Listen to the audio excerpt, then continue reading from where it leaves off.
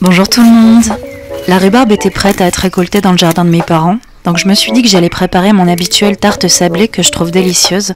Je suis en train d'en manger une part en terminant le montage de cette vidéo, et je me dis que je suis contente de te partager cette recette. Si tu veux la réaliser, il te faudra environ 800 g de rhubarbe, et c'est parti pour le déroulé. Alors personnellement, j'ai l'habitude de peler ma rhubarbe, mais apparemment tu peux zapper cette étape. J'utilise un petit couteau et je retire simplement la membrane externe qui peut être filandreuse. Avec les épluchures, je te montrerai plus tard comment réaliser un sirop. Je vais maintenant couper la rhubarbe en petits tronçons et la mettre à dégorger. Pour ce faire, j'y verse 50 g de sucre. Je mélange. Je verse dans une passoire ou un égouttoir et je vais laisser dégorger pendant une vingtaine de minutes. Pour le fond de tarte, dans un saladier, je verse 300 g de farine, 100 g de sucre de canne, 60 g de poudre d'amande et 2 belles pincées de sel. Je viens donner un premier mélange, puis je verse 130 g d'huile neutre et enfin 70 g d'eau.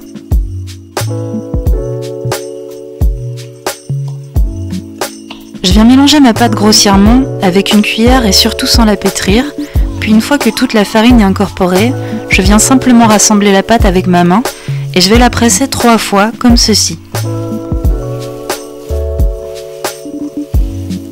Alors je la presse 3 fois et pas plus pour terminer de l'amalgamer sans la pétrir.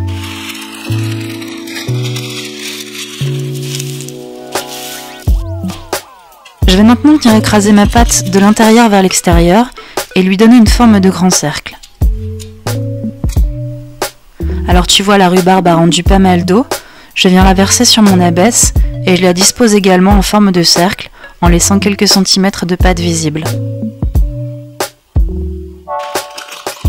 Et maintenant, à l'aide du papier cuisson, je viens simplement replier les bords de la pâte par-dessus la garniture sur tout le pourtour de la tarte.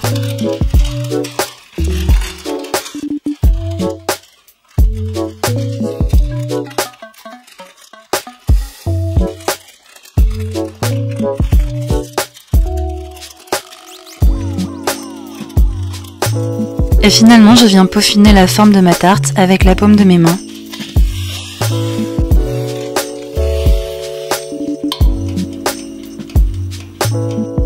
Je vais maintenant utiliser l'eau de la rhubarbe pour réaliser ma migaine. J'y ajoute 50 g de sucre, 10 g de sucre vanillé, 50 g de fécule de maïs et 250 g de crème végétale.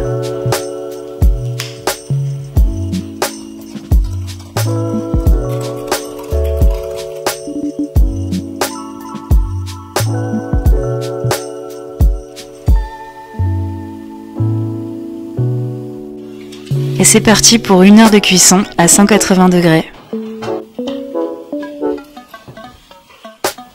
Alors pendant ce temps, je vais réaliser un sirop à la rhubarbe. J'avais 140 g d'épluchures, je vais y ajouter le double de poids en sucre et encore 2 fois plus d'eau. Je fais chauffer jusqu'à l'ébullition, puis je coupe le feu et je laisse tout simplement infuser pendant quelques heures. Ensuite, il ne restera plus qu'à filtrer le sirop et c'est tout.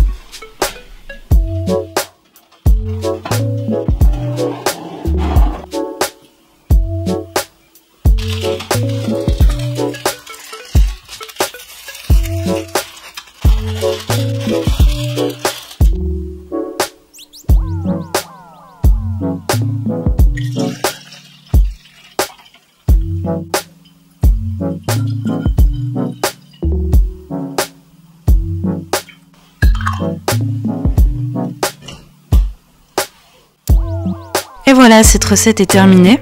Cette tarte était vraiment très gourmande, avec un fond de tarte qui fait penser à un biscuit bien croquant et une migaine encore gentiment acidulée. Chez moi, tout le monde l'a adoré. N'hésite pas à me faire un retour dans les commentaires si jamais tu les réalises. Et à tout vite les amis pour une prochaine recette végétale.